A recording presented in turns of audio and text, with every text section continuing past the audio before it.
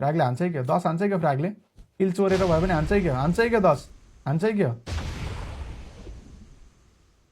8 हान्नु कि ओहो हान्छै क्या यार 10 हान्न सक्छ वाइटीको किल लयो एचएलएक्सले ओहो ना this is great competition crazy competition यो साइडमा पुछ हान्ने भयो हान्छ फ्र्यागले 10 हान्छ केटा 10 हान्छ लागिसक्यो मलाई अनि त एउटा मात्र नेट रहेछ माथिबाट ढालिदियो हान्ने भएन नि 10 त लयो ए यो नेटले लयो लयो त नेटले तर ठिक छ किल लयो ल सेकेन्ड भइहाल्यो नि अनि यिनीहरू त उता कति छ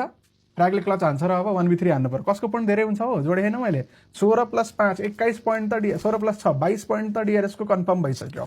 एचएलएक्सको 10 चिकन हुन्छ 10 किल त हाने होला 12 किल हाने कि हाने होला 12 किल ओए एचएलएक्सले जित्छ होला हो क्लच यहाँ फ्र्यागले क्लच हारेन भने तिमीहरूको 80,000 पोइन्ट गयो क्रिकेट हो यहाँ फ्र्यागले क्लच हानेन भने मा कसम हेरौँ न T12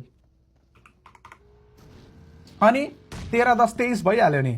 फ्र्यागले क्लच हानेन भने पोइन्ट्स गयो हान्यो एक त हान्यो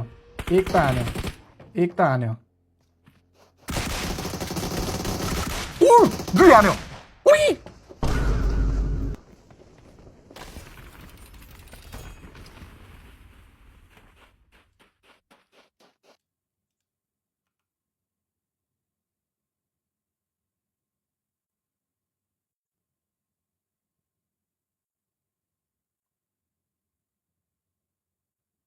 यो के हेरेँ मैले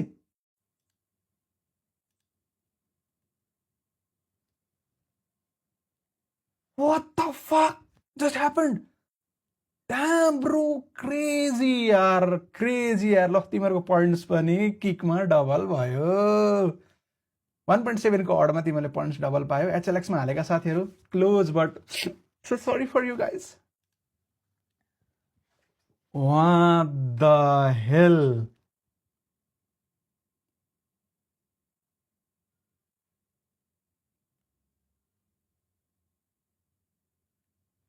एघार किल फ्र्यागको 19 किल चिकन डिनर डिआरएस को back to back chicken dinner 3टै मैच चिकन हान्दो रहेछ कि डिआरएस ले फर्स्ट मैच आएन फर्स्ट मैच एचएलएक्स 2 मैच लगातार डिआरएस एचएलएक्स को नाइस गेम थियो but not so nice in front of फ्र्याग